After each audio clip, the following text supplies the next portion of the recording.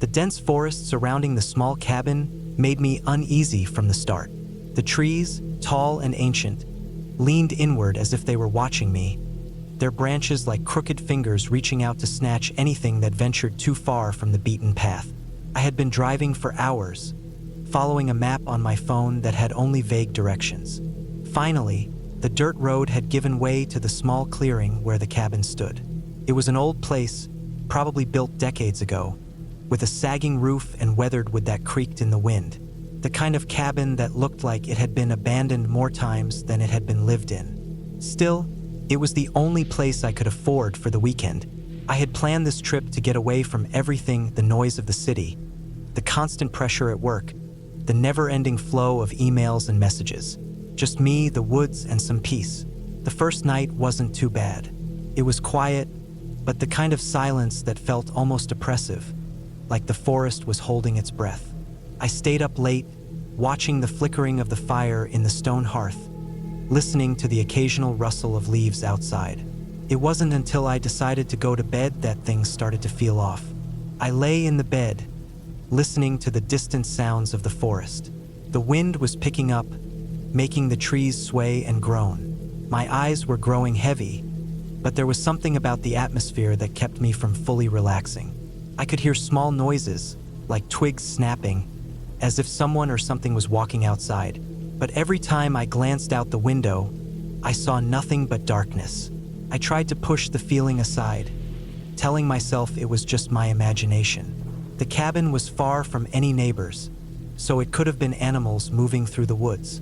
I turned over and closed my eyes, but the noises didn't stop. The wind howled louder, and the trees began to shake. I couldn't tell if the sounds were getting closer or if I was just imagining them. Around 2 a.m., I heard it again. A faint thud, like something heavy dropping onto the ground, followed by slow footsteps crunching in the gravel outside. This wasn't normal. I sat up in bed, my heart racing. My mind tried to reason with me. It had to be an animal, right? Maybe a deer or something else wandering close to the cabin. But deep down, I knew something wasn't right. I grabbed the flashlight I had placed on the bedside table and quietly slipped out of bed. The beam of light cut through the dark, illuminating the worn floorboards beneath my feet as I tiptoed towards the window. I didn't want to make any noise, but my nerves were on edge. I peeked through the thin curtains, trying to spot whatever had caused the noise. The beam of my flashlight swept across the yard, but I didn't see anything at first. For a second, I almost convinced myself it was just my mind playing tricks. But then, as the light moved further to the right, I froze. A figure, standing near the tree line. It was hard to make out details, but I could see the shape of a person or something like it.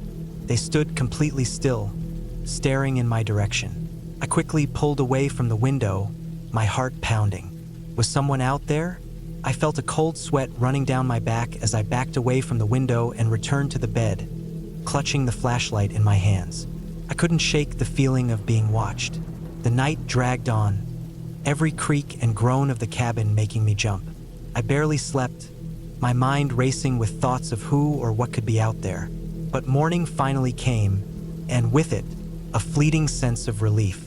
I decided to get up, make a cup of coffee, and head out to explore the surrounding area. Maybe the woods weren't as spooky as I'd made them out to be the night before. I stepped outside into the crisp morning air, the sunlight filtering through the trees, casting long shadows across the ground. The cabin looked less threatening in the daylight, but I still couldn't shake the feeling that something was wrong. I walked around the cabin, checking the ground for any signs of someone else's presence. There were no footprints in the dirt, nothing that would suggest anyone had been out there. I let out a breath, trying to calm myself down. Maybe it had been an animal. Maybe the figure I had seen last night was just a trick of the shadows. I tried to push the feeling aside as I explored further into the woods, trying to get a feel for the land. The trees were thick here, their trunks dark and twisted, like they'd been growing for centuries. The ground was uneven, and the air felt heavy, thick with the scent of pine and damp earth. As I walked deeper into the woods, I began to notice something strange. The birds had stopped singing. There was no chirping, no rustling of leaves in the wind. It was as if the entire forest had gone silent. A cold chill ran down my spine as I paused, my eyes scanning the trees. I couldn't shake the feeling that something was watching me again. The hairs on the back of my neck stood up as I turned, half expecting to see that figure from last night standing behind me. But there was nothing. I continued walking, my steps quickening as I tried to shake the growing unease. The silence was unbearable, the only sound being the crunch of leaves beneath my boots. I eventually found a small clearing, where the sunlight broke through the canopy above, creating a patch of warmth on the forest floor. I stopped, deciding to take a break and catch my breath. That's when I heard it. Faint, distant sound, almost like a whisper. First, I thought it was just the wind, but then it came again, clearer this time, almost as if someone was calling out to me. My heart started to race as I stood still, listening. It was coming from deeper in the woods. I hesitated, my instincts telling me to turn back, but I couldn't ignore the curiosity, the need to know what it was. Against my better judgment, I followed the sound, walking deeper into the forest. The further I went, the darker it became. The trees grew closer together, blocking out most of the light.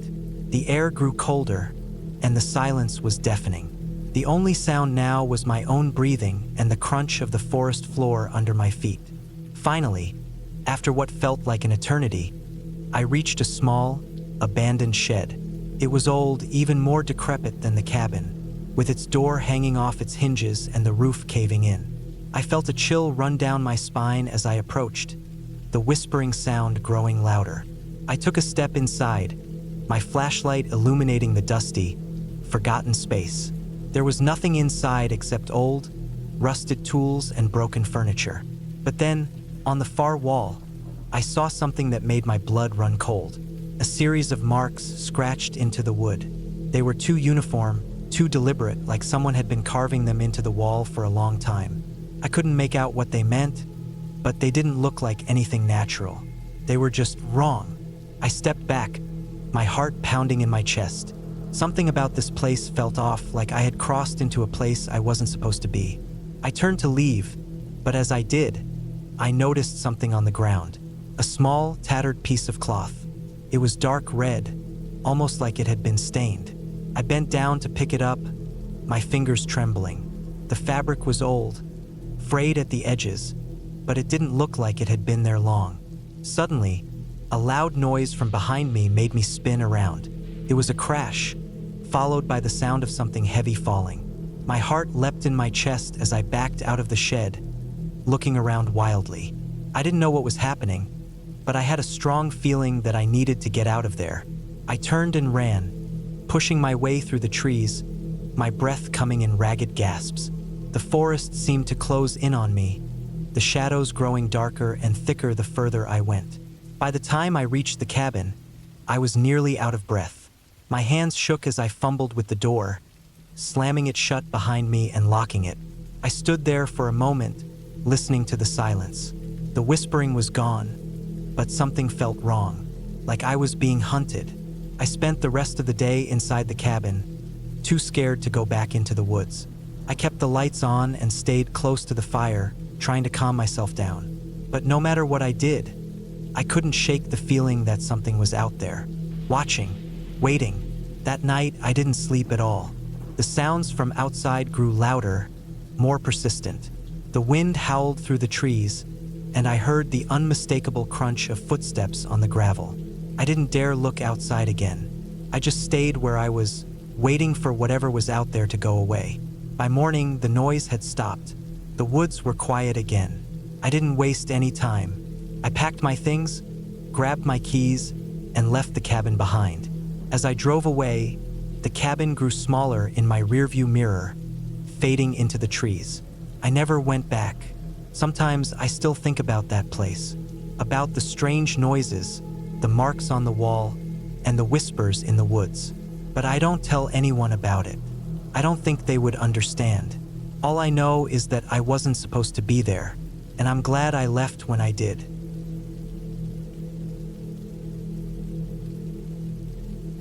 The night had already fallen when I arrived at the cabin. It was supposed to be a peaceful getaway, a break from the noise and chaos of the world. I'd rented it through an online listing, a small, remote place deep in the woods, far from the closest town. It seemed perfect, isolated, serene, and quiet. What I didn't know at the time was that the solitude would become a source of dread, a feeling that would settle into the pit of my stomach and never leave. The cabin itself wasn't much. It looked like something straight out of a rustic postcard: wooden walls, a slanted roof, with ivy creeping up along one side. The small porch creaked under my weight as I stepped up to the door. The air smelled fresh and earthy, but there was something more to it, a dampness that lingered in the trees and the ground beneath my feet. I had already been driving for hours, and the long journey had left me feeling drained. All I wanted was to settle in, put my bag down, and forget the outside world for a while. I fumbled for the key the host had left for me under a rock by the door. Once I had it in hand, I unlocked the door and stepped inside. The cabin was dimly lit by the setting sun, which cast an orange glow through the windows. It had a cozy feel to it, with an old stone fireplace in the living room, wooden furniture scattered around, and a few rugs on the floor. The walls were adorned with wildlife paintings, and a large bookshelf in the corner contained books on nature, history, and survival. Nothing fancy, just the kind of place that made you feel like you'd step back in time. I dumped my bags by the small table and started unpacking. The quiet was overwhelming. Not the kind of peaceful quiet that brings calm, but a heavy, thick kind of silence that seemed to swallow any noise I made. I sat by the fireplace, lit a small fire, and began to settle in. The night had fully fallen now, and I could hear the occasional rustle of leaves outside. The wind had picked up, and the trees groaned under the pressure. It was the kind of night where every noise felt amplified. As I sat there, a creeping feeling began to set in. It was like something was watching me, waiting just outside the cabin, hidden by the trees. The longer I sat there, the more it grew, and soon it became impossible to ignore. I tried to shake it off. It was just the isolation, I told myself. A few hours alone in a cabin and my mind was playing tricks on me. Still, I couldn't help but glance out of the window, half expecting to see someone, or something, standing just out of sight. I pushed the thoughts away and decided to go to bed early. The bed was just as simple as everything else in the cabin, old, with a worn wooden frame and a thick quilt that smelled faintly of cedarwood. I lay down, pulling the covers over me, but sleep didn't come easily. The air felt heavy, and the silence was so deep it pressed in on me. I tossed and turned, unable to shake the feeling that something was wrong. But eventually, exhaustion overtook me, and I drifted into a restless sleep. I woke up in the middle of the night, the stillness of the cabin pressing in on me. Something was different. There was a sound now, faint but unmistakable, scratching. It was coming from somewhere outside. At first, I thought it might be an animal, maybe a raccoon or a squirrel, but the sound was rhythmic, persistent, and unlike anything I had ever heard before. I listened for a moment, trying to place it, but the noise only seemed to get louder, closer. My heart started to race. I pushed myself up in bed, looking around the room. The small cabin felt smaller now, the walls too close. The sound grew louder, and I realized it wasn't coming from the ground, but from above on the roof. I sat there, frozen, listening to the scratching, which turned into something more like scraping, as though something or someone was dragging itself across the roof. The noise was slow and deliberate, and my pulse quickened. I considered getting up and looking outside, but the thought terrified me. What if it was something I didn't want to see? What if there was someone up there? I stayed in bed, my mind racing, unable to even process the possibility. The sound continued for what felt like hours, the scraping growing more insistent, until it finally stopped. I lay there, wide awake, listening for any movement, but the silence returned. Complete, eerie silence. I couldn't fall back asleep, my mind spinning with thoughts of what had just happened. Was it an animal, or was it something else? The next morning, I woke up with the first light of dawn filtering through the windows. The events of the night before seemed almost impossible in the daylight, but I couldn't shake the unease that still lingered in the pit of my stomach. I decided to go outside, to clear my mind and distract myself. Maybe it was just my imagination running wild. The sun was shining brightly now, and the air was crisp, but there was still that lingering sense that something wasn't right. I stepped outside, the cool morning air filling my lungs. The ground was covered in fallen leaves, and the trees surrounding the cabin were dense, their branches swaying gently in the breeze. It was the kind of place you'd expect to hear birds singing, but there was nothing, not a single bird. The silence was overwhelming, and I couldn't help but feel that I was being watched. I glanced up at the roof, half expecting to see some sign of what had caused the strange noises the night before. But there was nothing, just the roof weathered and worn by years of exposure. I decided to take a walk in the woods, hoping that the fresh air and a change of scenery would help calm my nerves. The trees here were massive, ancient things that towered over me, their trunks thick and gnarled. The path wound through the forest, and I followed it deeper and deeper into the woods, hoping that being further from the cabin would somehow ease the tension I felt. But the deeper I went, the more I felt like I was being pulled into something I couldn't explain. It wasn't long before I noticed something strange. There were markings on the trees, scratches that were too deep to be from animals. They were irregular, jagged lines that ran up the bark, as if something had clawed its way up the trunks. I stopped and examined one of them more closely, feeling the hairs on the back of my neck rise. These marks didn't look like they belonged to any animal I knew. They were too deliberate, too human. I quickly turned around and began making my way back to the cabin. The walk back felt different now, as if I was being followed. The rustling of leaves behind me seemed to grow louder, more pronounced. Every now and then, I would glance over my shoulder, half expecting to see someone or something lurking just out of sight. But every time there was nothing, just trees. When I got back to the cabin, I felt a strange sense of relief, but the unease lingered, gnawing at me. I couldn't shake the feeling that I wasn't alone here, that something was watching, waiting. I tried to convince myself that I was being paranoid, that it was just my mind playing tricks, but deep down, I knew something was wrong. Something about this place didn't feel right.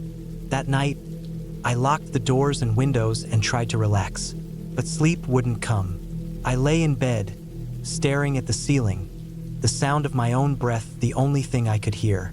Then, just as I was starting to drift off, I heard it again. The scratching, this time even louder than before, coming from the roof. My heart began to race. I grabbed my flashlight and quietly got out of bed. Making my way to the window, I shone the light out into the darkness, but there was nothing. The roof was empty. The forest was still. The scratching stopped, but it wasn't over. As I stood there, staring out into the night, I realized something. The quiet was back, but it wasn't the same. It wasn't peaceful. It was suffocating, like the world had been smothered by something heavy and dark. I could feel it in my bones, a sense of impending danger that was too real to ignore. The rest of the night was a blur. I don't know how much time passed, but eventually, I must have fallen asleep, exhausted from the constant tension. When I woke up the next morning, I didn't feel any better. The fear still clung to me, and I knew I couldn't stay there any longer. I packed my things quickly, not caring to tidy up or double-check anything. I just wanted to leave. As I stepped outside, the sun was just beginning to rise, casting a soft light over the trees. The cabin stood there, quiet and still. For a moment, I thought I saw something move in the corner of my eye. Just a shadow, nothing more. But it was enough. I didn't wait to find out. I grabbed my bag and hurried to my car, not looking back. When I finally reached the main road, I felt a wave of relief wash over me. The woods, the cabin, the strange noises, they were all behind me now. I couldn't explain what had happened, but I didn't need to. I had escaped, and that was all that mattered. As I drove away, I couldn't help but feel that I had narrowly escaped something far worse than I'd ever imagined. I'd made it out, but there was no doubt in my mind that I would never return to that cabin again. Some places are best left untouched, and some mysteries are better left unsolved.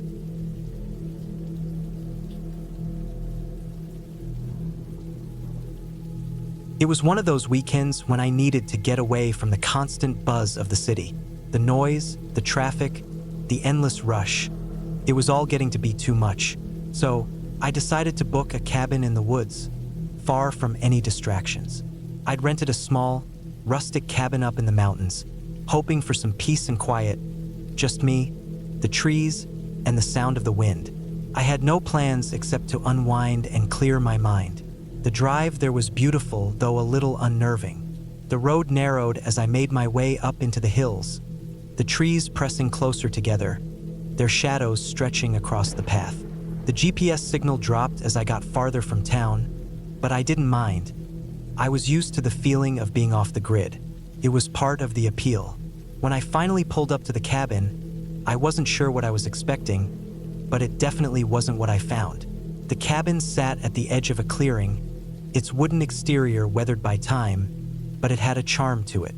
The windows were large, letting in the natural light, and the chimney was puffing out a thin stream of smoke. The whole place felt isolated, like it was the only building for miles around. I grabbed my bags from the trunk and walked up the front steps, the wooden boards creaking under my weight.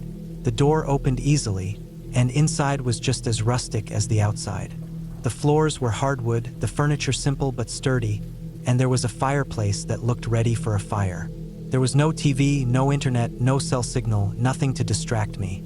I smiled, feeling a sense of relief settle in my chest. It was exactly what I needed. The first night was peaceful. I made myself a small dinner, just some pasta, and then spent the evening reading a book by the fire. The crackling of the wood and the occasional rustle of leaves outside were the only sounds. I had a sense of calm, something I hadn't felt in a long time. I went to bed early, pulling the thick blankets over myself and falling asleep to the sound of the wind howling outside. But the next day, things started to feel off. I woke up early, around sunrise, and opened the cabin's front door to take in the view. The forest stretched out before me, the morning fog still hanging in the trees. It was beautiful, but there was something unsettling about the silence. It was too quiet. No birds, no rustling leaves, no signs of animals. The kind of silence that made you feel like something wasn't right, like the world had held its breath. I tried to shake off the feeling. Maybe it was just because I wasn't used to being so isolated. I made myself some breakfast, then decided to go for a walk. The forest was dense, the trees towering above me, their trunks thick and twisted. As I walked deeper into the woods, I began to notice small things that made my skin crawl. There were broken branches on the ground, like something or someone had been pushing through the woods. The air felt heavier here, thick with moisture, and the forest seemed to close in around me. I kept walking, telling myself it was nothing. Maybe some animals had been through. But then I saw something that made me stop in my tracks. Up ahead, I noticed a trail of footprints, fresh and deep, leading off the path and into the brush. They were large, much too big to be from any animal I knew of around here. My heart began to race, and I found myself hesitating. Could have been from someone hiking through, right? I shook my head, trying to push the fear away, but the unease was growing. I took a deep breath, trying to steady myself, and decided to follow the tracks. It was stupid, I knew that, but curiosity got the best of me. I followed the footprints for what felt like hours, weaving through the trees until they led me to a small clearing. The moment I stepped into the clearing, I felt it. The hair on the back of my neck stood up. There was something off about the place, like it had been disturbed. The ground was torn up and there were more tracks, more than I could count, leading in all directions. They seemed to be everywhere, crisscrossing and overlapping. The air was thick, heavy, like the forest itself was holding its breath. I looked around, my eyes scanning the area, but there was nothing, just trees and the eerie silence. I turned to leave, but that's when I saw it. A large, jagged stone protruding from the ground, its surface covered in what looked like old, dried blood. My stomach churned, and I stepped back, feeling my pulse quicken. It was too much. I had to get back to the cabin. I ran back, my heart pounding in my chest. The further I got from the clearing, the more the weight lifted from my shoulders, but the feeling of being watched didn't go away. By the time I made it back to the cabin, the sun was setting, and the sky had turned a deep, unsettling shade of purple. I locked the door behind me and sat down, trying to calm myself. Maybe I had been overreacting. It was just some strange thing in the woods, nothing to worry about. But deep down, I couldn't shake the feeling that something wasn't right. That night, the wind picked up. The howling outside was louder than before, and the cabin creaked and groaned in protest. I tried to sleep, but every little sound made me jump. It felt like the forest was alive, like it was watching me. I pulled the blankets tighter around me and shut my eyes, but I couldn't escape the feeling that I wasn't alone.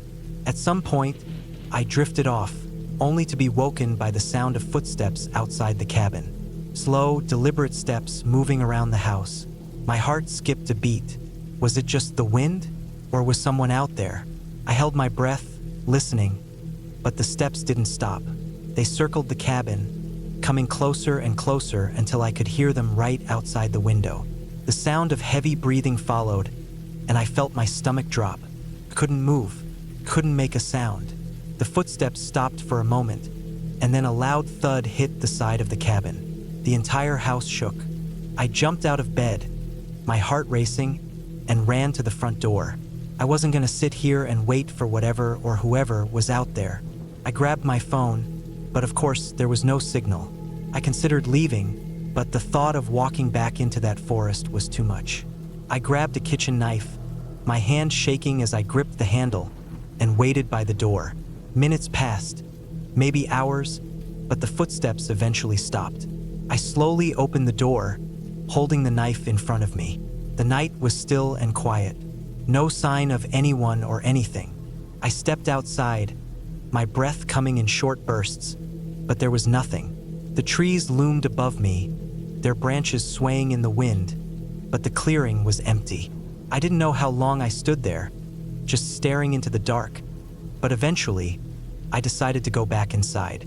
It wasn't safe out here. I locked the door behind me, trying to push the thoughts from my mind. I couldn't stay here any longer, I knew that, but I didn't want to leave. Something about this place felt like it was calling me, pulling me in. It was a strange feeling, one I couldn't explain. The next morning, I packed up everything. I didn't care about the peace and quiet anymore. I just wanted to leave. I grabbed my things and left the cabin, driving back down the winding road. As I glanced in the rearview mirror, I saw the cabin, standing silent and still in the distance. It looked so harmless, so ordinary, but I knew better now. I drove for hours trying to shake the feeling of being watched. But even as I drove further from the woods, I couldn't escape it. The unease lingered, and I couldn't help but wonder what had really been out there, in those woods, and whether I'd ever truly be able to leave it behind.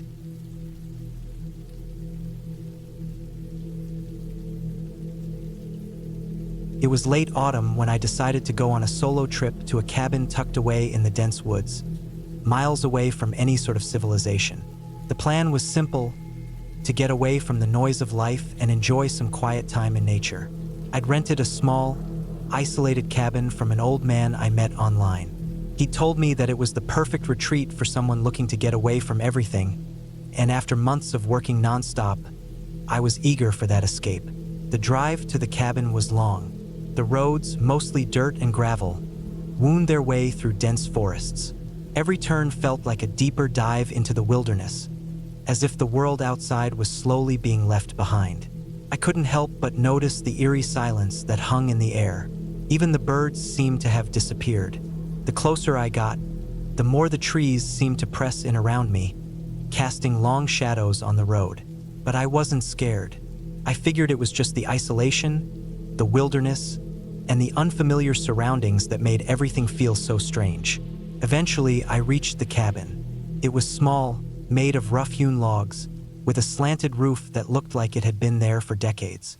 There was a small porch with a single rocking chair, and the cabin itself sat at the edge of a large clearing. The view was breathtaking, with the forest stretching out into the distance, the trees starting to lose their leaves in preparation for winter. I took a deep breath, filled with the smell of pine and earth, and felt a small sense of relief. This was exactly what I needed. I unpacked my things quickly, bringing only the essentials, some clothes, a couple of books, and food for the next few days.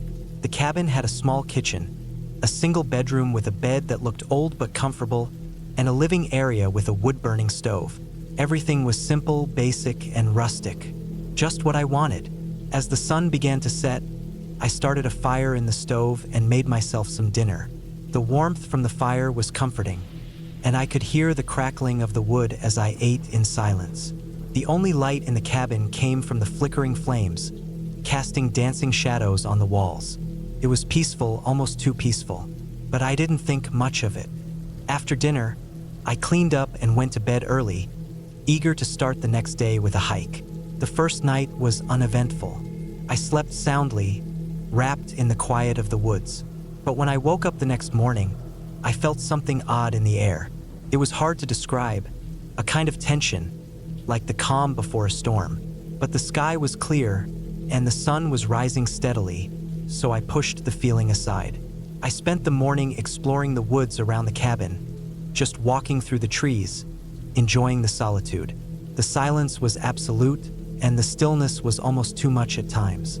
That afternoon, I decided to go on a hike up the nearby hill that overlooked the valley. The trail wasn't marked, but it looked like others had used it in the past. It was a tough climb, with uneven ground and thick underbrush, but I was determined. The further I went, the quieter everything seemed to get. At one point, I stopped to take a breath and realized I couldn't hear any animals. No rustling in the leaves, no birds chirping, just the wind whispering through the branches. It was unnerving, but again, I brushed it off. When I reached the top, the view was stunning. I could see for miles the dense forest, the hills rolling off into the distance, and the cabin far below, a tiny speck in the wilderness. I sat down on a large rock to rest, taking in the scene. But then something caught my eye.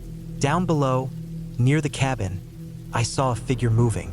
It was hard to make out from this distance, but it looked like a person walking around the cabin, seemingly checking the place out. I stood up, squinting to get a better look, but the figure disappeared behind the cabin. I felt a knot tighten in my stomach. I hadn't seen anyone when I arrived, and I was certain there were no neighbors around. The cabin was supposed to be isolated, and I hadn't heard any cars or signs of anyone else in the area. My first thought was that maybe someone else had rented the cabin too, or perhaps the old man had someone come out to check on it. Still, I couldn't shake the feeling that something wasn't right. I made my way back down the hill, but I didn't go straight to the cabin. I decided to circle around the back and approach cautiously, just in case. As I came around the side of the cabin, I froze. There was no sign of anyone, but the back door, which I had left locked when I went out, was now slightly ajar. My heart skipped a beat. I had clearly locked it before I left. I stood there for a moment, unsure of what to do.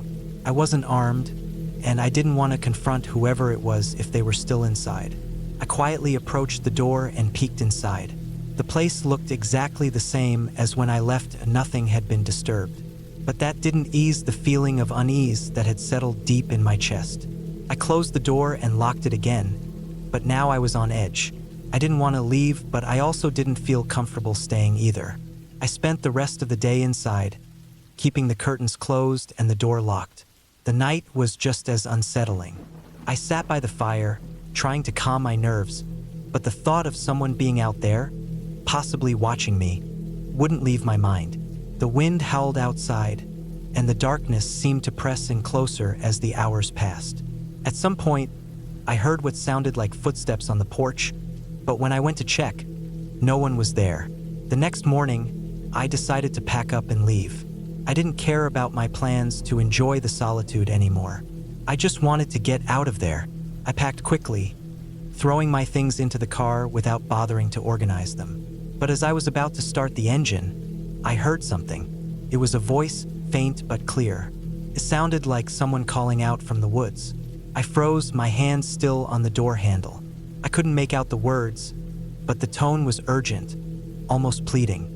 My first thought was to get out of there as fast as I could, but something in the back of my mind told me to listen. I grabbed a flashlight from the glove compartment and cautiously stepped out of the car, scanning the trees around me.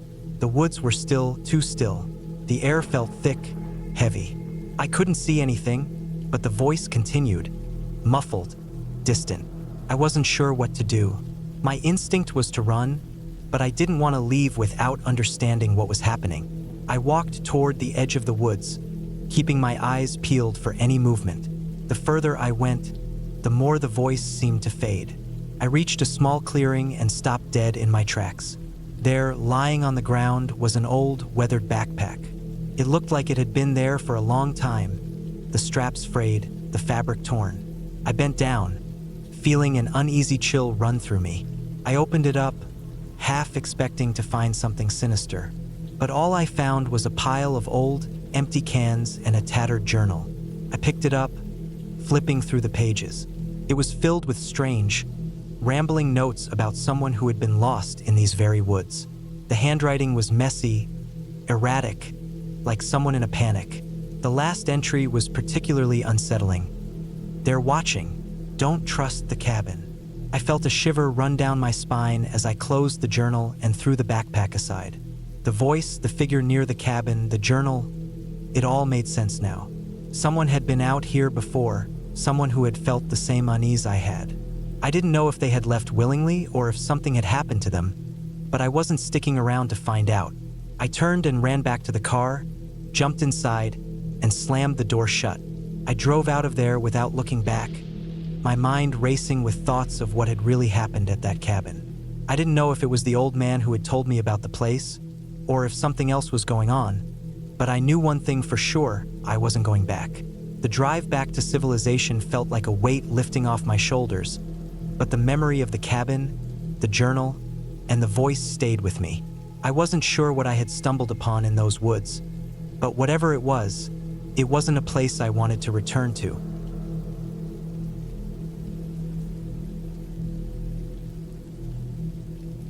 The cabin sat quietly in the woods, far from the nearest town. I had heard about it from a friend who said it was the perfect place for a weekend getaway, offering solitude and peace. It seemed like the kind of place I needed to clear my head. The last few months had been hectic with work and personal struggles, and I needed a break from everything. No cell service, no internet, just me and nature. I didn't expect things to turn out the way they did. I had rented the cabin for 3 days. It was simple, built out of old, weathered logs with a large front porch that overlooked the forest. The place had an eerie charm about it, but nothing that screamed danger or anything out of the ordinary. It was just a cabin, surrounded by trees. The woods stretched far into the horizon, and all I could hear was the soft rustling of the wind and the occasional chirp of a bird. The inside of the cabin was cozy, though old. There was a large stone fireplace on one wall, a couple of mismatched chairs around it, and a wooden table near the window that looked out over the forest. The kitchen was small, with basic appliances, and the floors creaked with every step. It was exactly what I was looking for, a place to get away from everything and just be alone for a while. I unloaded my bags, settled in, and lit a fire in the hearth. As the flames flickered and danced, I sat back in one of the chairs, relaxing for the first time in what felt like ages. I could feel the tension in my shoulders easing away. For the first evening, everything was peaceful. The sun set behind the trees, casting a golden glow across the sky, and the night settled in quietly. But as the hours passed and the night deepened, I began to notice things. Small things at first. A faint creaking sound, like the cabin was shifting. The wind picking up, causing the trees to sway and groan in a way that made the silence of the cabin seem unsettling. I tried to push it all aside as nothing more than my imagination working overtime. After all, I was alone in the middle of nowhere, and there was nothing to fear, right? I went to bed later that night, pulling the thick blankets up around me. The wind howled outside, but inside the cabin, the fire was still going strong. I closed my eyes, trying to sleep, but the sounds of the night outside kept me awake.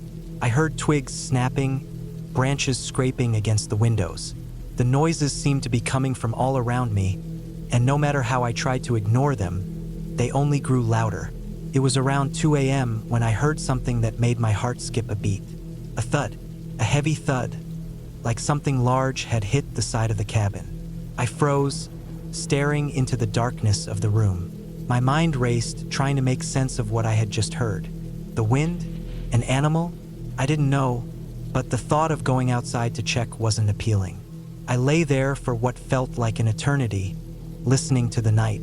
The fire had died down to glowing embers, casting faint shadows across the room. I closed my eyes, willing myself to sleep, but the sounds outside kept me from finding any rest.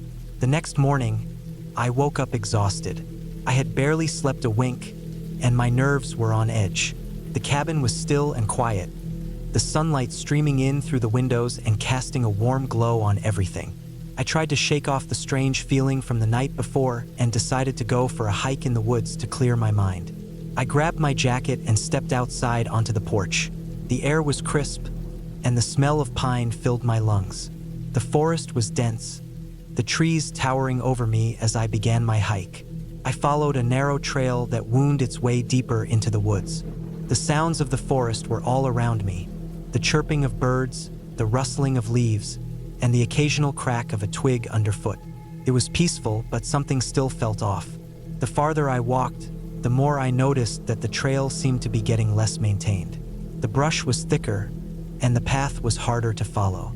It was as if no one had walked this way in years.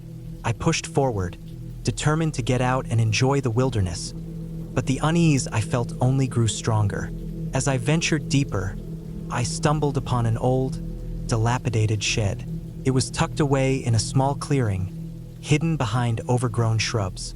The wood was rotting, and the roof had collapsed in several places.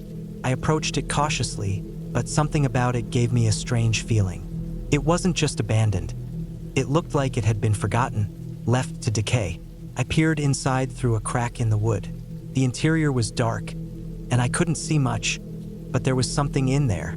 A shape, perhaps, a pile of old, unused furniture or equipment, but it was hard to tell from where I stood. My curiosity got the better of me, and I pushed open the door. The hinges creaked loudly, and the door almost fell off its frame. Inside, there was nothing but dust and decay. Cobwebs filled the corners, and the floor was covered in old leaves and dirt. But as I stepped further inside, I saw something that made my blood run cold. On the far wall, scratched into the wood, was something strange. A symbol drawn crudely, as if by someone desperate. It looked like a circle with lines cutting through it, almost like a twisted version of a sun. I couldn't make sense of it, but the sight of it made the hairs on the back of my neck stand up. I backed out of the shed quickly, the door slamming shut behind me. My heart was pounding in my chest. What was that? What had happened here? I didn't know, but I didn't want to stick around to find out. I turned around and started walking back toward the cabin, faster now, not wanting to be out in the woods any longer than I had to be. When I reached the cabin, I tried to push the feeling of unease out of my mind.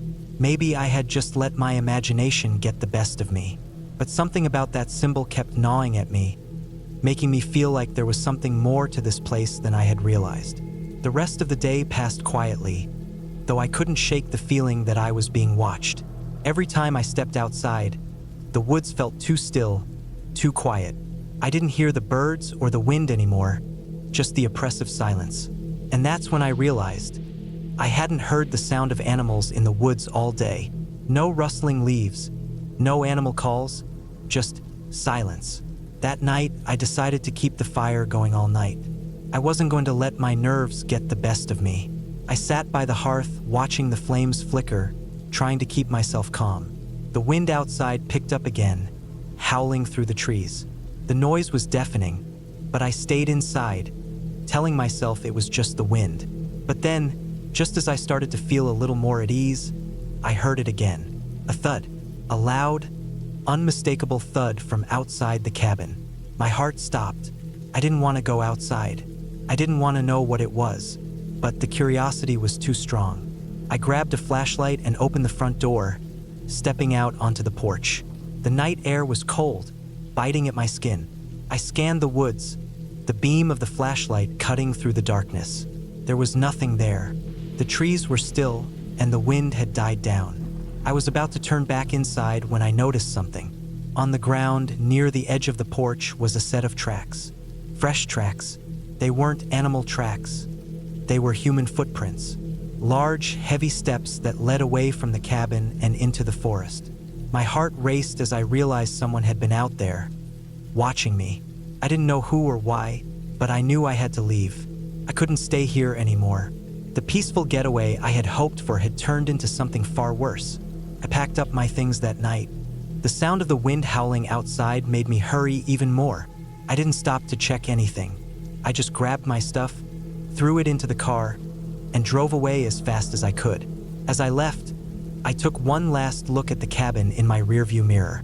The lights in the cabin were still on, casting an eerie glow against the darkness of the woods. But no one was there.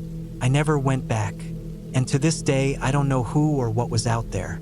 But I knew one thing for sure: some places are better left alone.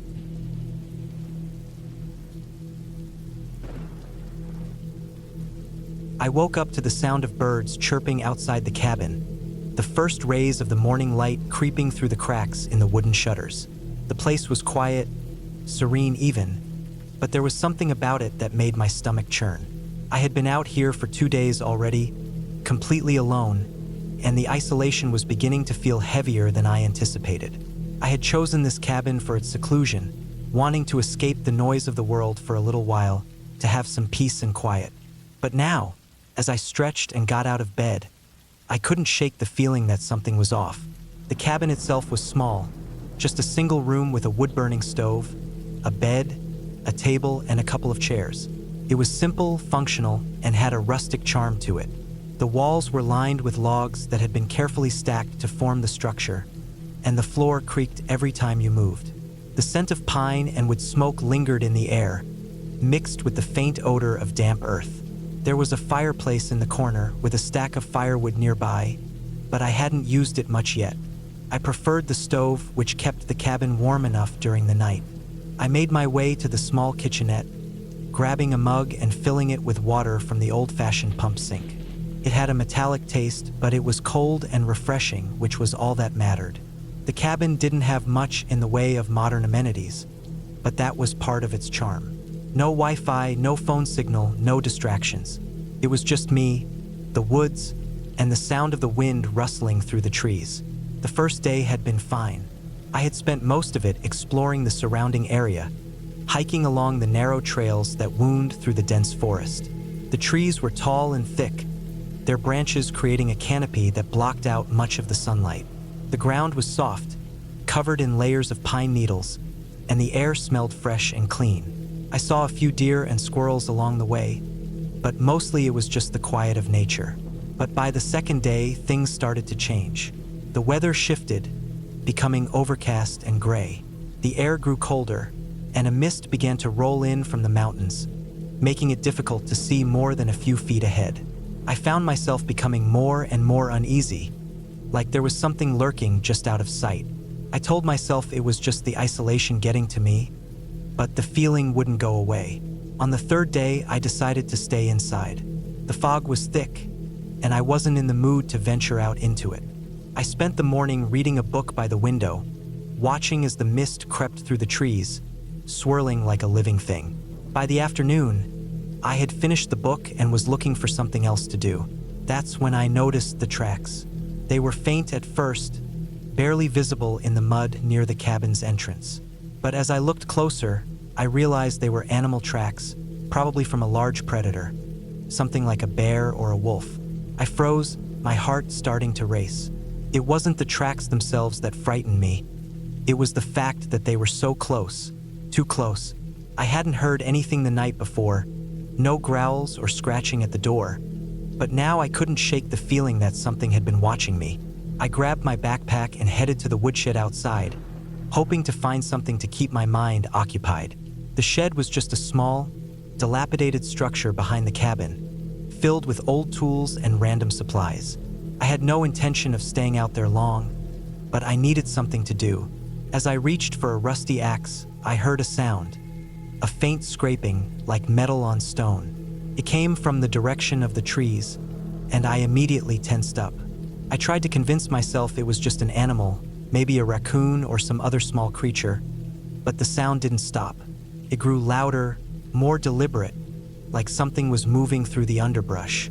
I couldn't see anything through the thick fog, but I could hear it clearly, just beyond the treeline. My pulse quickened, and I felt a cold shiver run down my spine. The air felt thick with tension, and I had the sudden, overwhelming urge to run back to the cabin. But I didn't. Instead, I stayed frozen, staring at the line where the trees met the fog, waiting for whatever was out there to show itself. My mind raced with possibilities. Maybe it was a bear, or maybe something else, something I couldn't identify. The sound kept coming, each scrape echoing louder than the last. Then, just as suddenly as it had started, it stopped.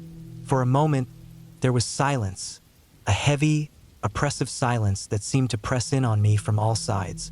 My heart was pounding in my chest, and I couldn't shake the feeling that I was being watched. I slowly turned and walked back toward the cabin, my footsteps sounding too loud in the quiet. As I reached the door, I glanced over my shoulder, but the woods were empty. Inside the cabin, I locked the door behind me, double-checking the bolt. I couldn't explain it, but I felt safer with it locked.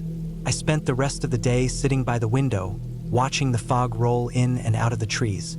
The tracks outside had vanished, as if whatever had made them had turned back into the forest, but the feeling of being watched remained. The night was the worst. The wind had picked up, howling through the trees like a freight train. The cabin creaked and groaned, and every time the wind slammed against the walls, I jumped. I tried to distract myself by cooking some food, but my mind kept drifting back to the sounds I had heard earlier. Every creak of the cabin, every shift in the air, made me jump. I kept my flashlight close, even though I didn't need it. There was no power, and the only light came from the stove and a few candles scattered around the room. I had never felt so alone. Around midnight, I heard something again, a soft scraping sound. It was distant at first, like it was coming from the edge of the property. But then it grew louder, closer. I stood up, heart racing, and crept to the window. I didn't see anything at first, just the fog swirling around the trees. But then, out of the corner of my eye, I caught a glimpse of movement. A shadow, low to the ground, moving slowly through the mist. I froze, my breath caught in my throat. It was too dark to make out exactly what it was, but the shape was unmistakable. It was too large to be a raccoon or a deer. It was something much bigger, moving with purpose, like it was searching for something. My mind raced with possibilities. Was it a bear? A wild animal? Or something else entirely? I backed away from the window, my pulse hammering in my chest. I didn't know what to do. I couldn't stay here, but I couldn't leave either. Not in the middle of the night, not with the fog and the woods so thick. I grabbed the axe from the corner and held it tightly, my knuckles white. The scraping sound continued, now followed by the distinct sound of something brushing against the side of the cabin. Whatever it was circling me. I spent the next several hours on high alert, my eyes darting to every creak and groan the cabin made. The sounds outside stopped eventually, and the night settled into a strange, tense quiet. I stayed up for as long as I could, but eventually, exhaustion took over, and I fell into a fitful sleep. The next morning, when I woke up, the fog had lifted. The sun was shining, the birds were chirping, and the world seemed completely normal again. But I knew something had changed. The cabin no longer felt like a safe retreat, it felt like a trap. I had no idea what had been out there, or why it had been watching me, but I knew I couldn't stay another night. I packed my things quickly, grabbing only the essentials. I didn't bother to make breakfast or even clean up. I just needed to leave. As I stepped outside, I took one last look at the cabin, the trees, the mist that had now dissipated. I couldn't explain what had happened, but I knew one thing for sure. I was never coming back. I made my way down the path, my heart still racing, but as I walked further from the cabin, I started to feel a little better. The feeling of being watched faded, replaced by the normal sounds of the woods. I didn't know what had been out there, but I was glad it was gone.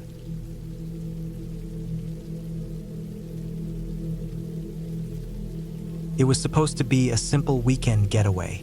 I had been working long hours in the office, and I needed a break. So when I found this small, remote cabin in the woods, I jumped at the chance. The listing promised peace, quiet, and a nice retreat from the hustle and bustle of daily life. The cabin was located a couple of hours out of town, tucked deep in a forest, the kind of place where you could disconnect from everything and just breathe. When I arrived, the first thing I noticed was the silence. Not the peaceful kind, but the unnerving type. There was no chirping of birds, no rustling of leaves in the wind, just a heavy, oppressive quiet. The air felt thick, and the sky was overcast, with clouds hanging low, casting a grayish pallor over everything. I shrugged it off as typical mountain weather and unloaded my bags from the car. The cabin itself was charming enough.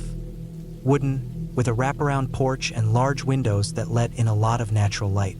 Inside, it was cozy, with a fireplace in the living room, a small kitchen, and a lofted bedroom. The furniture was rustic but comfortable, and there was a faint smell of pine and wood smoke in the air. It had all the hallmarks of a cabin that had been well kept but rarely used. The owner had left a note with the key, thanking me for booking the cabin and wishing me a peaceful stay. Nothing too unusual, just a simple greeting. I spent the first few hours unpacking and settling in. I opened a bottle of wine, sat by the fire, and tried to unwind. The lack of noise was strange at first, but I figured I'd get used to it. It wasn't until the evening came that things started to feel off. As the sun dipped below the trees, the cabin grew colder.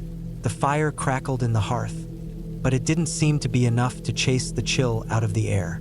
I bundled up in a blanket and decided to head outside for a bit. The porch was dimly lit, but the woods around the cabin were pitch black. I could barely make out the outlines of trees against the dark sky. There was no moon that night, and the clouds swallowed up any hint of stars. I stood there for a moment, breathing in the crisp air, listening to the quiet. Then I heard something. At first, I thought it was the wind, but it was too rhythmic, too deliberate. A faint rustling, like something or someone was moving through the woods. I strained my ears, trying to make sense of it.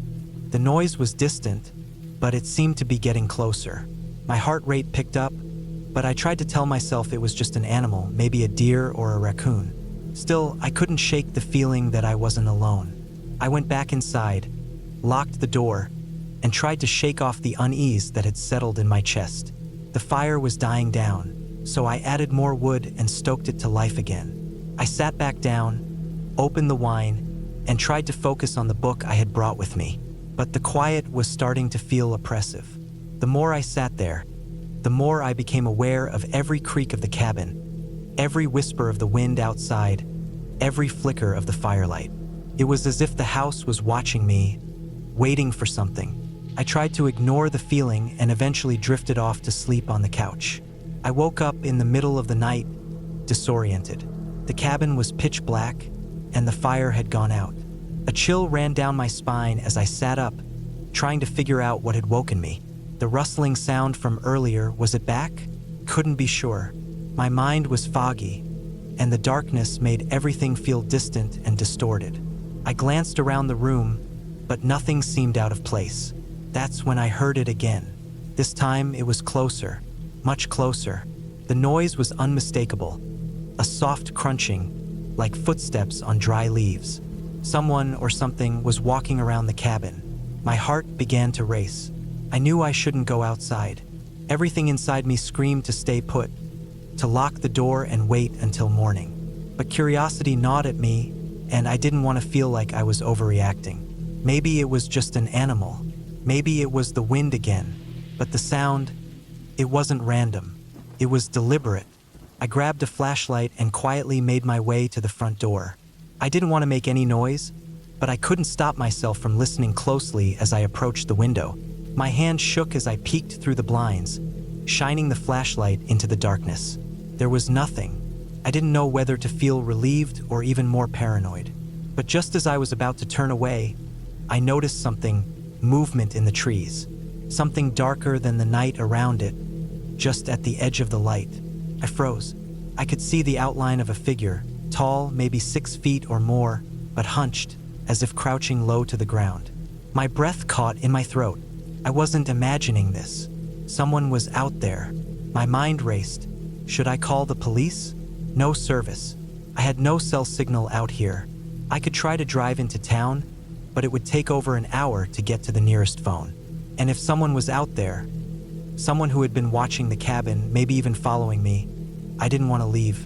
I didn't want to give them a chance to see me leave. I backed away from the window and locked the door. My pulse was hammering in my ears, but I tried to stay calm. I grabbed the fireplace poker, something heavy that could serve as a weapon if it came to that. I wasn't going to go down without a fight. I paced the cabin, checking every window, making sure everything was locked. My nerves were shot, and every sound outside made me jump. I couldn't even tell if the footsteps had stopped. I had to stay alert, but the more I waited, the more the sense of dread built up. What was I supposed to do? I felt trapped. Eventually, the footsteps stopped. I don't know if it was minutes or hours later, but the world outside seemed to settle. The rustling, the crunching, it just stopped. The morning came slowly. I barely slept, but when the first light filtered through the trees, I took a deep breath and went outside. The air was still cold, but at least the sun was up. I couldn't shake the feeling of being watched, though. Every noise, every movement of the trees made me tense up. I grabbed my things, packed my car, and left the cabin as quickly as I could. I didn't care about my plans anymore. I just wanted to get out. When I got home, I checked in with the cabin's owner. I didn't want to sound paranoid, but I told them about the strange sounds and the figure I had seen. They were quiet for a moment before replying, saying that it was probably just an animal. The woods were full of them, they said. Nothing to worry about, but there was something about their tone that set off alarms in my head. They didn't seem concerned, not like I expected. I never went back to that cabin. I don't know if what I saw that night was a person or just my imagination running wild, but I'll never be sure. I tried to shake it off, to tell myself I had overreacted, but the unease never really left me. The woods, the silence, the figure, I can't forget it. I can't help but wonder who or what was out there, and why they were watching me. But whatever it was, I knew one thing for sure. I wasn't going to stick around to find out.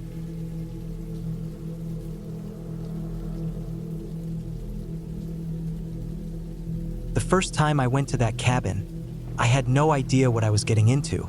It was supposed to be a getaway, a break from the constant buzz of city life, a place to disconnect, recharge, and maybe get some peace of mind. I had seen the cabin advertised online, nestled in the woods, far from any town or busy roads. Perfect for someone like me who needed to get away from everything. I didn't think twice when I booked the cabin for a weekend. It seemed like the ideal escape. I arrived on a Friday evening, the sun just beginning to dip below the horizon. The road leading up to the cabin was gravel, the kind that crunched under the tires, winding and narrow. The forest surrounding the path was dense, with trees so tall their tops were lost in the evening mist. It was peaceful, eerily so. No traffic sounds, no people. Just the faint rustling of leaves in the breeze and the occasional chirp of a distant bird. The cabin itself was simple but charming. It was a wooden structure with a small porch that looked out over a clearing. The kind of place you might imagine a rustic retreat to be, with a small fireplace inside and a few mismatched chairs scattered around the living room. The front door creaked as I opened it, the hinges groaning, and the smell of old wood filled the air. It wasn't unpleasant, just aged, like the cabin had been standing there for decades, untouched and alone. I set my bags down inside, noting how quiet it was, the kind of quiet that feels heavy, like the world outside the cabin is miles away. The only sounds were the occasional creak of the floorboards as I walked around. The place had a certain charm to it, but there was something in the air too, something unspoken. It wasn't unsettling, but it made me feel as though I wasn't entirely alone. I unpacked and set up a fire in the fireplace. The crackling flames warmed the room, casting long shadows on the walls. The only light came from the fire and a few flickering candles I found in the kitchen. After a while, I made myself some dinner, nothing fancy, just a quick meal I had packed. The kind of meal you eat when you're too tired to cook something more elaborate. As I ate, I couldn't shake the feeling that something was watching me. It was silly, I thought. There was no reason to be on edge. I was in the middle of nowhere, far away from anything that could cause trouble. But the feeling lingered, growing stronger as the night wore on. The wind picked up outside, howling through the trees, and the cabin seemed to groan in response. It wasn't the kind of storm that made you worry about the roof caving in, but it was unsettling. I tried to focus on the warmth of the fire, the crackling sound, the steady flicker of the flames. Yet, no matter how hard I tried to relax, I couldn't shake the sense of unease that settled over me like a blanket. I didn't sleep well that night. I kept waking up, the feeling of being watched still present, the silence outside occasionally broken by the wind or the sound of something heavy hitting the cabin's roof. It wasn't until the early morning hours that I finally managed to fall into a deep sleep, exhausted from tossing and turning. When I woke up the next day, the sun was already high in the sky. The world outside was bathed in bright, warm sunlight. I felt a little foolish for letting my imagination get the best of me. It was just a cabin in the woods. Nothing more, nothing less. I got dressed and decided to go for a walk. Maybe that would clear my head and help me relax. I grabbed my jacket and stepped out the door, the air fresh and cool. The ground was soft underfoot, with a carpet of fallen leaves crunching beneath my boots. The woods around the cabin were dense, but the path was clear. I followed it for a while, admiring the beauty of the place. The trees towered above me, their branches swaying gently in the breeze. The sounds of birds and the occasional rustle of animals in the underbrush were the only things I could hear. I walked for about an hour, just taking in the scenery, when I noticed something strange. A faint smell in the air. It was a rotten, decaying kind of smell, like something had been left out in the woods and was slowly rotting. At first, I thought it was just the smell of wet leaves or the remnants of some animal carcass, but the stench was too strong, too persistent. Curious, I decided to follow the scent. It led me off the path, deeper into the woods. I hesitated for a moment, but the thought of solving the mystery was too tempting. I wasn't sure what I expected to find, but I kept going, the smell growing stronger as I ventured further. Eventually, I came upon a small clearing. The trees here were more sparse, allowing more sunlight to reach the ground. And there, in the center of the clearing, was a large pile of what looked like rotting leaves and branches. But as I got closer, I realized it wasn't just that. There was something else buried underneath it all, something that didn't belong in the woods. I stepped closer, my heart starting to race. It was an old, weathered leather bag, half buried in the dirt and leaves. I crouched down and pulled it free, dusting it off as best as I could. It was heavy, much heavier than I expected. I unzipped it, and inside, there were several bundles of what looked like old clothes, wrapped tightly with string. I opened one of the bundles and froze. The clothes inside were stained, old, and covered in dirt. But it wasn't the clothes that made my blood run cold. It was the shape of something hidden inside them. It was a human bone. I stumbled backward, my mind racing. What was this? What had I just found? My pulse quickened as panic set in. I knew I should call the authorities, but part of me wanted to get away from this place as quickly as possible. I didn't want to be involved in whatever this was, but something stopped me, a strange feeling, like the cabin itself had somehow led me to this moment, as if I was being drawn into something I couldn't escape. I left the clearing in a hurry, the bag still clutched in my hand. I retraced my steps back to the cabin, my mind spinning with the implications of what I had just found. I wasn't sure what to do next, but I knew one thing for certain. I didn't want to stay here any longer. I packed my things quickly, throwing them into my bag without even thinking about it. The cabin no longer felt like a peaceful retreat, felt like a trap. Before I could leave, I had one more task. I needed to make sure that the path I had taken into the woods was clear. As I stepped back onto the porch, I saw something that made my heart drop. There, standing in the middle of the yard, was a figure, person, not someone I recognized, just standing there, staring at me. I froze, not sure what to do. I didn't want to confront whoever they were, but I couldn't just leave without knowing what was happening. I watched them for a long moment, and when they finally turned and walked back into the trees, I was struck with an overwhelming sense of relief. It wasn't until I was already on my way out of the woods, walking back to the car, that I allowed myself to breathe again. I never found out who the person was or what the bag meant, but I knew one thing for sure: I wouldn't be coming back to that cabin. The woods held secrets I wasn't ready to uncover, and the peace I had been searching for was nowhere to be found. The whole experience left me with a feeling I couldn't shake, a feeling that something dark and unsettling lingered just beyond the trees, waiting.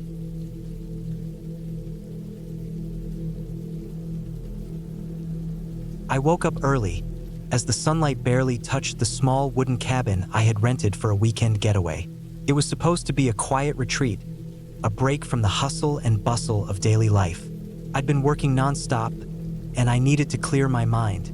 The cabin was nestled deep in the woods, far away from any neighbors. No cars, no noise, just trees, and the occasional chirping of birds. The fresh mountain air felt like a blessing, and I was eager to get the day started. I had packed light, some food, a few books, and a small backpack with essentials. The cabin had everything I needed: an old fireplace, a small kitchenette, and a cozy lofted bed that faced the big window where I could see the trees. It was charming, if a little old. The wooden walls creaked occasionally, but I figured it was just the nature of the place. After all, it was built long before my time. The first morning was peaceful. I spent some time sitting on the small porch, sipping coffee while watching the sun rise over the forest. It felt serene, almost magical, in its quiet simplicity. I had no agenda for the day except to enjoy the solitude. I was looking forward to a hike, but I didn't want to rush. I had the whole weekend. As I finished my coffee, I decided to head out on a trail I had spotted the day before. The map provided by the cabin's owner showed a path that led up to a small hill. It seemed like a good place to explore. I grabbed my jacket and set off, leaving the cabin behind. The air was cooler now, the morning mist still lingering in the shadows of the trees. I followed the trail that wound through the forest, the ground soft and damp beneath my boots. The sound of leaves crunching underfoot was the only noise, aside from the occasional rustle of branches swaying in the wind. The further I walked, the more isolated I felt. It wasn't uncomfortable, just quiet. There were no signs of other hikers, no sounds of civilization. The trail was narrow and overgrown in places, but I didn't mind. I enjoyed the solitude. After about an hour, I reached the top of the hill, and the view took my breath away. The forest stretched out in every direction, a sea of green that went on forever. I could see the distant peaks of mountains through gaps in the trees. It was the kind of view you only get when you're truly in the wilderness, far away from anything man-made. I stayed up there for a while, letting the silence settle around me. No distractions, no phone service, just nature. It was exactly what I needed. But as I started to make my way back down, I began to notice something strange. A trail of footprints had appeared on the ground. I didn't remember seeing them on my way up. They were fresh, and I could tell they were made by boots similar to mine, though not exactly the same. They were deeper, like someone had been walking heavily, possibly running. I hesitated for a moment, but I didn't feel truly alarmed. I thought maybe someone else had taken the trail earlier, or perhaps I hadn't noticed them before. I continued my walk back to the cabin, but now my mind was wandering. The woods around me felt more alive, more present. I didn't like the feeling, but I brushed it off as my imagination getting the better of me. After all, it was just a trail, right? When I returned to the cabin, I was ready to relax. I made some lunch, a simple sandwich and fruit, then sat by the window, watching the sun climb higher in the sky. As the afternoon wore on, I considered going for another walk, maybe to explore the other side of the cabin. But the nagging feeling from earlier still lingered. I pushed it aside, telling myself I was being paranoid. That evening, as the sun began to dip below the trees, the atmosphere changed. The wind picked up, and the air grew colder. The light in the cabin dimmed, and I found myself sitting near the fireplace, the only warmth in the room. I was just about to start reading a book when I heard it, a faint knock at the door. My heart skipped a beat. I hadn't seen anyone else on the trail. Who could it be? I stood up slowly, my feet dragging as I approached the door. I wasn't expecting company, and the last thing I wanted was to open it to a stranger. But I did anyway, curiosity getting the best of me. When I opened it, there was no one there, just the empty, darkening forest. I stepped outside onto the porch, my eyes scanning the surrounding woods. The air felt thick now, almost suffocating. The trees stood still, as if they were waiting for something. My instincts screamed at me to go back inside, but I forced myself to stand still for a moment, listening. Everything was quiet again, too quiet. I couldn't shake the feeling that I was being watched. I closed the door and locked it, then drew the curtains tight. I couldn't explain it, but something about the silence outside felt unnatural, as though the forest itself was holding its breath. I decided to make dinner and distract myself. I couldn't just sit around thinking about it. Later that night, as I lay in bed, I heard it again, the soft sound of footsteps just outside the cabin. I held my breath, listening. They were slow, deliberate, like someone was pacing back and forth. I had no idea who could be out there, but the thought of someone lurking near my cabin sent a chill down my spine. I stayed perfectly still, hoping whatever it was would go away. The footsteps continued, and I couldn't ignore them any longer. I grabbed my flashlight and quietly crept down the stairs, my heart pounding. The light from the flashlight cut through the darkness outside, but there was nothing to see. No movement, no sign of life. I walked around the cabin, my flashlight scanning the area. The woods were eerily still, the only sounds the rustling of leaves in the wind. But then, as I was turning to head back inside, I noticed something strange. The trail of footprints I had seen earlier in the day was now clearer, leading directly up to the front porch. The tracks were fresh, the earth still disturbed as if someone had walked up to the cabin only moments before. My blood ran cold. I hadn't seen those tracks earlier. They hadn't been there when I first walked up to the cabin. I scanned the area, but I couldn't see anyone. I retreated back inside, locking the door behind me. My thoughts were racing. Who could it be? Why would they be out here in the middle of nowhere at this hour?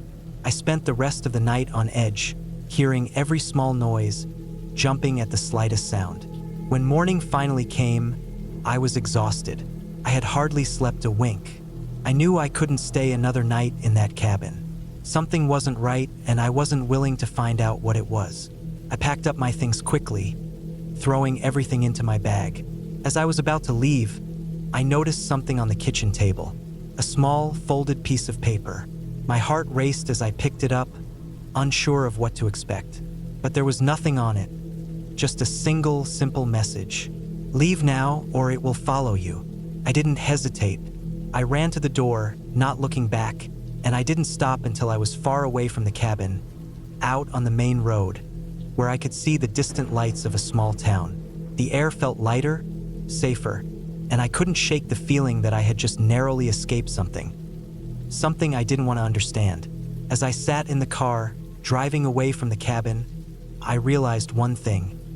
I would never return to those woods again. Whatever it wasn't something I ever wanted to encounter again. I was lucky to have left when I did, and for the first time in a long time, I truly felt grateful for the ordinary world I had left behind.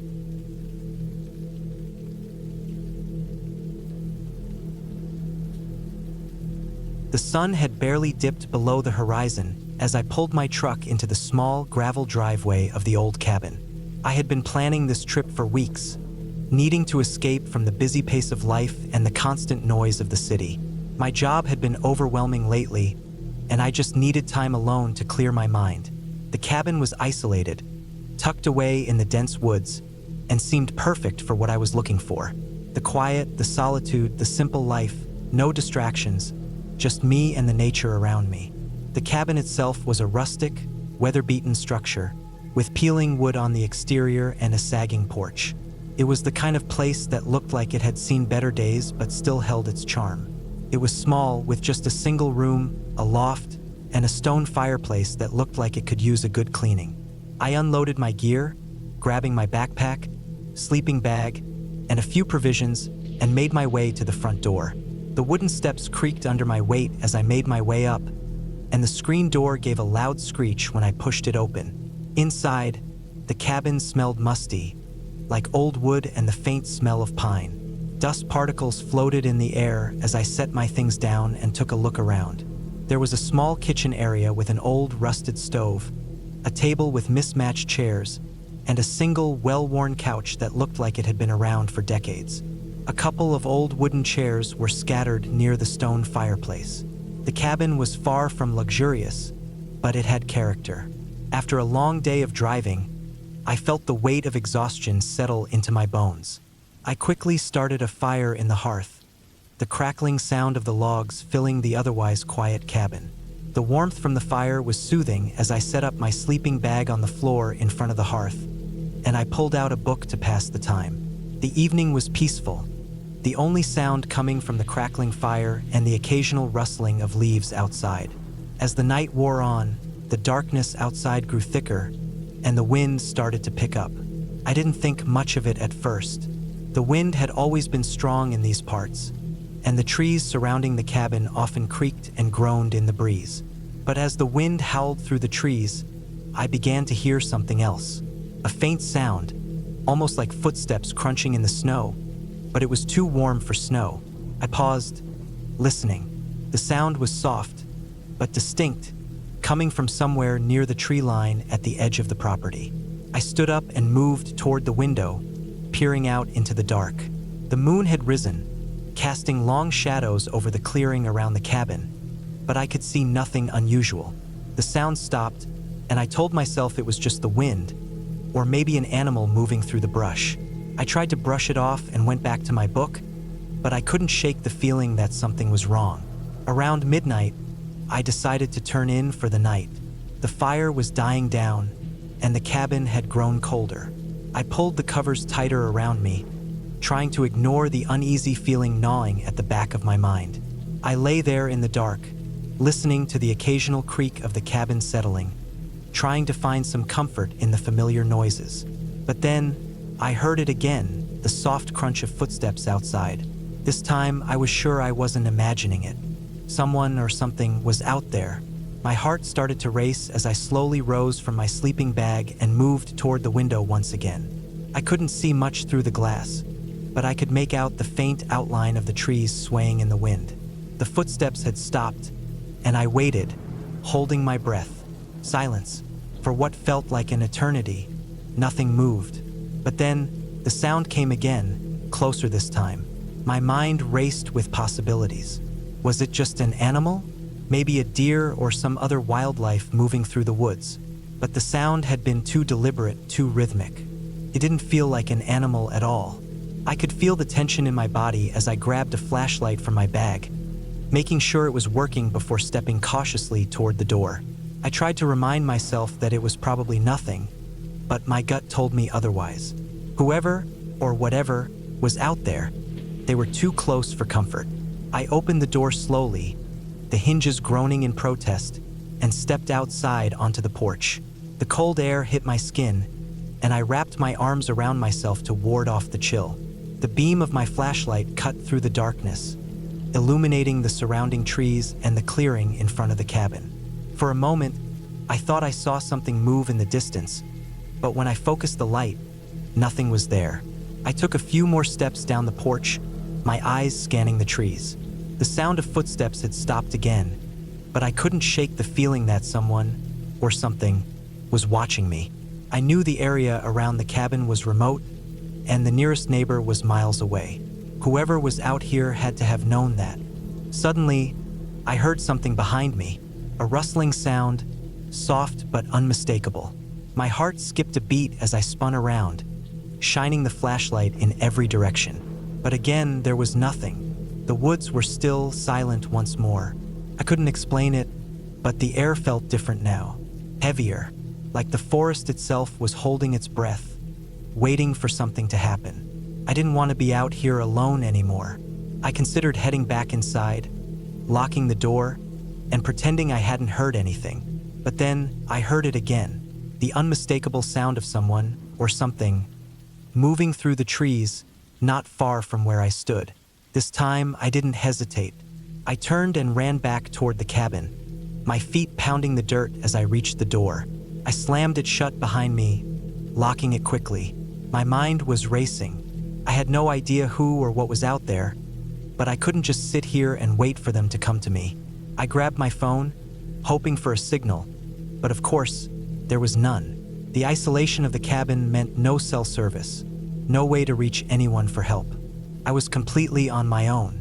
I felt the walls closing in, my thoughts spiraling into panic. There had to be a logical explanation. I tried to convince myself that it was just my nerves getting the best of me, but deep down, I knew I wasn't imagining the sounds.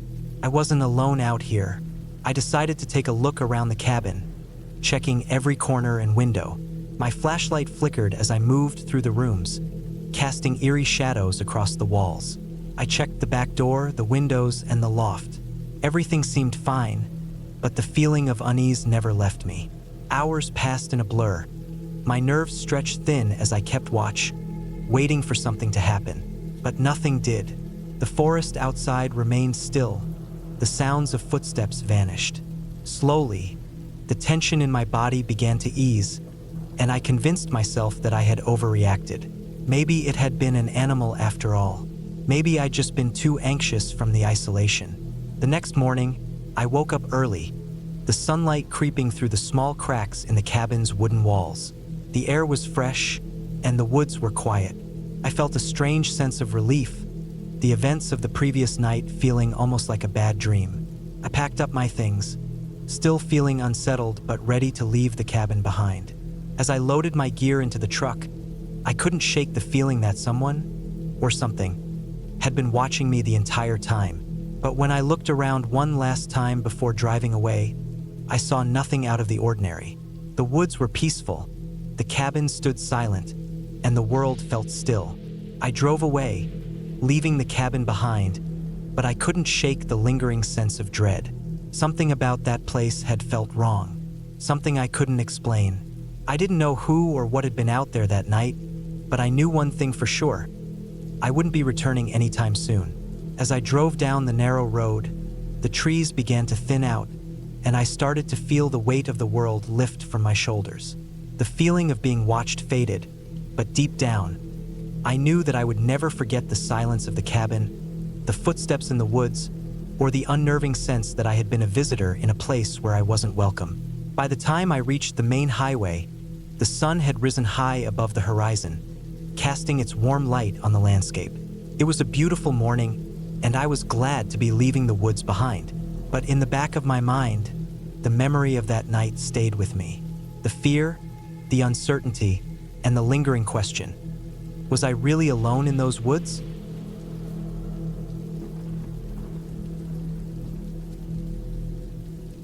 I had always loved the idea of being alone in nature, away from everything.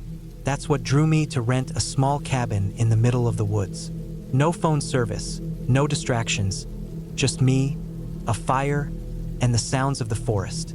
It seemed perfect. It was supposed to be my escape, a place to get some much-needed rest and relaxation. The cabin itself was a modest wooden structure. It was exactly what you'd picture when you think of a cabin in the woods. A small, single-story building with a porch, a stone fireplace, and a small kitchen. The first thing that struck me when I arrived was how isolated it felt. The nearest neighbor was miles away, and there were no other cabins in sight. I loved that. It felt like the kind of place where you could lose yourself for a while. The weather was chilly when I arrived, typical for the time of year. The sky was overcast, and there was a slight breeze rustling through the trees. I unpacked my things and made myself comfortable. I didn't bother turning on the lights immediately. The cabin was cozy enough with the dim natural light filtering through the windows. I made a fire in the stone fireplace and sat down with a book, enjoying the warmth. The first few hours were peaceful. I had made myself a simple dinner, and after eating, I spent the evening reading, with the crackling fire as my background music. There was no noise from outside. No cars, no voices, just the quiet of the forest. Felt perfect. But as the night wore on, I started to feel a little uneasy. It wasn't anything specific. The fire crackled in the hearth. The wind howled through the trees outside, and everything seemed fine. Yet, There was this gnawing feeling that something wasn't quite right. It wasn't like I was being watched, but more like the silence was too thick, too heavy. Around midnight, I decided to turn in. The bedroom was small but comfortable, with a large, soft bed that looked inviting. I had just gotten into bed when I heard it, something tapping against the side of the cabin. At first, I thought it was just the wind, maybe a branch brushing against the walls. But then the tapping came again, and it was louder this time. It was almost rhythmic, like someone or something was knocking. I lay there, staring at the ceiling, my heart starting to race. The tapping continued for a while, and I started to wonder if maybe an animal had gotten too close to the cabin, scratching at the wood. But this didn't feel like an animal. It felt deliberate, like it was coming from somewhere far beyond the reach of the wind. I tried to ignore it, pulling the blankets up around my shoulders and squeezing my eyes shut, hoping it would stop. But it didn't. The tapping continued, each knock growing louder and more insistent. It felt like it was right outside my window. I couldn't shake the feeling that something was out there. I pulled the covers over my head and tried to convince myself it was nothing. But the longer it went on, the more my mind raced. I finally decided I couldn't just lay there and listen to it anymore. I got up, grabbed a flashlight, and cautiously opened the door.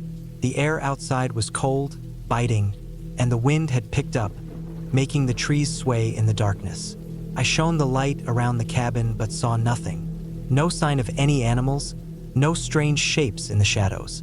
Nothing. I stood there for a few moments, the beam of my flashlight cutting through the darkness, before I closed the door behind me and went back inside. The tapping stopped as soon as I closed the door. It was as if whatever it was had decided to leave. I didn't know what to think. Maybe it was just an animal after all, or maybe the wind had been playing tricks on me. Either way, I didn't feel entirely comfortable, but I tried to put it out of my mind. I turned off the flashlight, crawled back into bed, and eventually drifted off to sleep. The next morning, I woke up feeling a little uneasy but tried to shake it off. The sun was shining, the sky was clear, and everything seemed normal. The woods were calm, and there were no signs of anything strange. I made myself a cup of coffee and sat outside on the porch, watching the sun rise through the trees. Felt peaceful again. But as the day went on, something began to feel off. I couldn't put my finger on it, but I couldn't shake the feeling that I wasn't alone. It was subtle at first, just the feeling of being watched, but it grew stronger as the day wore on. Every time I turned my head, I'd see something move out of the corner of my eye, but when I looked directly at it, there was nothing there. The woods were still, quiet, and empty. I spent most of the day outside, hiking around the cabin, trying to clear my mind. The fresh air helped a little, but the feeling of unease lingered. It wasn't like I was afraid, but there was something about the place that made me feel on edge. Maybe it was just the isolation, or maybe it was something else. By the time evening came, I was ready to call it a day. I returned to the cabin, cooked dinner, and settled in for another quiet night. The fire crackled in the hearth, and the silence of the woods enveloped the cabin again. But this time, I wasn't as calm as I had been the night before. The tapping started again, just as it had the previous night. First, it was faint. Then it grew louder, more rhythmic. I froze, heart pounding in my chest. This time, I didn't hesitate. I grabbed the flashlight and rushed outside. I scanned the area around the cabin, but there was nothing there. No movement, no signs of anything. The wind had picked up again, and the trees swayed violently, but the tapping, whatever it was, had stopped. I felt stupid for being so paranoid. It was probably just the wind, or maybe a branch was knocking against the cabin. I decided to go inside and try to sleep. But that night, sleep didn't come easily. The tapping continued, but this time it wasn't just on the walls. It was coming from the roof. It was louder now, almost like footsteps. I could feel my pulse racing, and I was certain that I wasn't imagining it. Something was up there. I grabbed the flashlight and opened the door again, looking up at the roof. I could barely see anything in the dark, but I heard the sounds coming from above me. My hand was shaking as I held the flashlight. The beam of light caught something in the trees nearby, a shape that was too still, too dark. I couldn't make it out, but my gut told me something wasn't right. The tapping continued for hours, like something was walking across the roof. I couldn't take it anymore. I grabbed my phone, but as I tried to make a call, I realized I had no signal. I was completely cut off. I didn't know what to do. I couldn't stay there, not with whatever was on the roof. I grabbed my things and headed out the door, my heart hammering in my chest. I wasn't gonna just sit in that cabin and wait for something to happen. I wasn't sure if I was being irrational or if something truly was out there, but I had to leave. I walked as fast as I could, the cold biting at my skin as I made my way down the trail. I wasn't sure where I was going, but I just needed to get away. The woods were silent now, and the only sound was the crunch of the leaves under my feet. My mind was racing, trying to figure out what had been happening.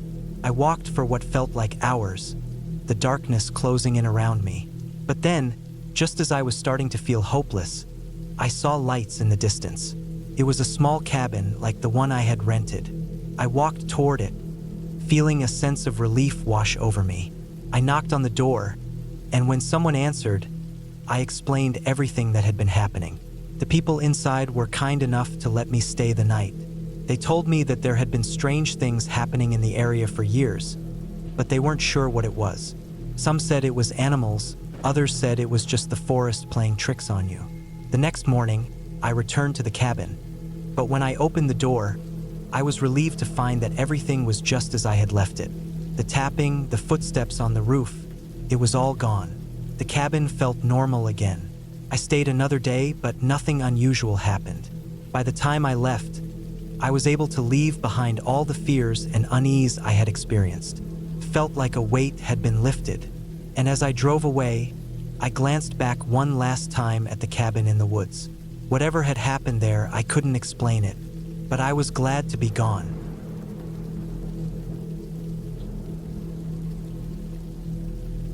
It was a cold, crisp morning when I decided to head out to the cabin. I had been planning this trip for weeks, a break from the chaos of daily life, the constant noise and distractions. A cabin in the woods sounded like the perfect escape. It wasn't a fancy place. It was old and rustic, a bit worn out, but that's what drew me to it. No electricity, no cell service, just the sound of the trees and the occasional animal. The silence had its charm. I packed my things in my car, making sure I had everything I needed. I wasn't going for too long, just a weekend, but I wanted to be prepared. I had some food, blankets, a few books, and a couple of flashlights. It was a good 5-hour drive to get there, but I was used to the long road trips, especially when I was escaping the city. The drive was peaceful, the kind where the road stretched for miles and the only thing you could hear was the hum of the engine. The further I drove, the fewer people I saw, and eventually, the trees started closing in around me. It was almost like the world had shrunk, and I was the only person left in it. By the time I reached the cabin, the sun was already starting to dip behind the mountains, casting long shadows over the clearing. I parked the car and grabbed my bags. The cabin was just a small structure, tucked away in the middle of the woods. It looked exactly like I had remembered from the pictures. Wooden walls, a steep roof covered in moss, and a porch that creaked when you stepped on it. It wasn't much, but it felt like it had character, like it had been standing there for decades, weathering the seasons, witnessing everything the forest had to offer. Inside, the cabin smelled of wood and old furniture. It was clean, though, and the fireplace in the corner was already stocked with logs, ready to go. The small kitchen had a simple stove and a sink, and there was a table with 4 chairs. The living area was small but cozy, with a couch and a couple of armchairs around a stone fireplace. The large windows offered a stunning view of the forest, and the walls were lined with old photographs and paintings, all giving the place a homely, rustic vibe. I spent the first few hours unpacking and settling in. I started a fire in the fireplace, which crackled and popped as it came to life. The warmth of the fire felt good against the cool evening air. I made myself a simple dinner, some soup and bread, and sat at the table enjoying the peace and quiet. No one to bother me, no emails, no notifications. Just the sound of the fire and the occasional rustle of wind outside. As the night went on, I started to feel more relaxed. The forest outside was quiet, too, the kind of silence that felt deep and almost reverent. It wasn't the kind of silence that made you nervous, but the kind that made you feel small, like you were a part of something bigger. I couldn't explain it, but it was comforting. After dinner, I decided to take a walk around the cabin, just to stretch my legs. The night was clear, and the moonlight filtered through the trees, casting long shadows on the ground. The air was chilly, but the walk felt good. The crunch of dry leaves underfoot was the only sound, and the further I walked, the more it felt like I was stepping into a different world. There was no one around for miles, and it felt like the woods were holding their breath, waiting for something. I wandered for a while, taking in the beauty of the night, the way the trees seemed to stretch up forever, their branches reaching for the sky. After about an hour, I turned back, heading back to the cabin. The walk had been peaceful, and I felt a sense of calm wash over me. But as I approached the cabin, something felt off. At first, I couldn't put my finger on it, but there was a strange stillness in the air. The usual sounds of the forest, the rustle of leaves, the chirping of crickets, had stopped. It was completely silent now, and I could hear my own footsteps on the gravel path leading up to the cabin. When I reached the door, I noticed something that made my stomach turn. The door was slightly ajar. I was sure I had closed it when I left. I stood there for a moment, frozen, trying to reason with myself. Maybe I had just forgotten to shut it all the way. But deep down, I knew something wasn't right.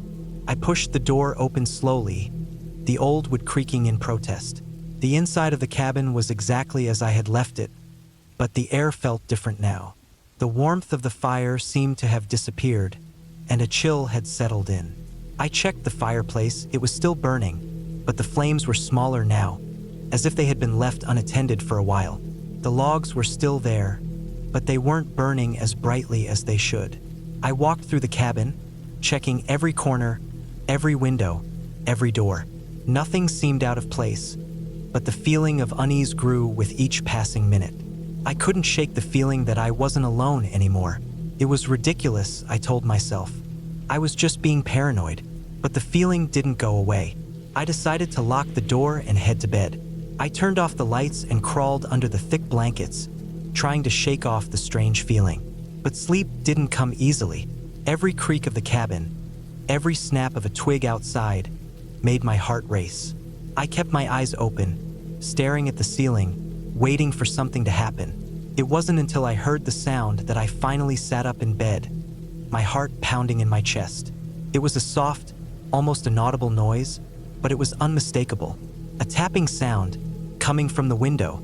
I got out of bed, trying to move quietly, but my feet were heavy on the wooden floor. I approached the window cautiously, my breath catching in my throat as I pulled back the curtains. There was nothing outside, nothing but the dark forest. The tapping had stopped. I stood there for a long moment, staring into the blackness, my mind racing. Could it have been an animal? Maybe a branch tapping against the window in the wind? I couldn't be sure, but the sound had been too clear to ignore. I spent the rest of the night awake, my mind running in circles. Every sound outside, every gust of wind, every creak of the cabin made me jump. I kept telling myself that it was just my imagination, that nothing was wrong, but deep down, I couldn't shake the feeling that something wasn't right. When morning finally came, I was exhausted. The sun had risen, casting a pale light over the forest. I felt like I hadn't slept at all, but the day was here, and I needed to shake off the anxiety of the night before. I decided to go for another walk, hoping the fresh air would clear my head. The woods were peaceful in the daylight. The sun filtered through the trees, and the birds had started singing again. I walked for a while, trying to get my thoughts in order. But as I walked, something caught my eye. A small, twisted branch lay on the ground, just off the path. It didn't look like it belonged there. It wasn't just any branch, it was too clean, too new looking. And when I picked it up, it was too smooth, like it had been placed there on purpose. I tossed the branch aside, but the unease I had been feeling the night before crept back into my mind.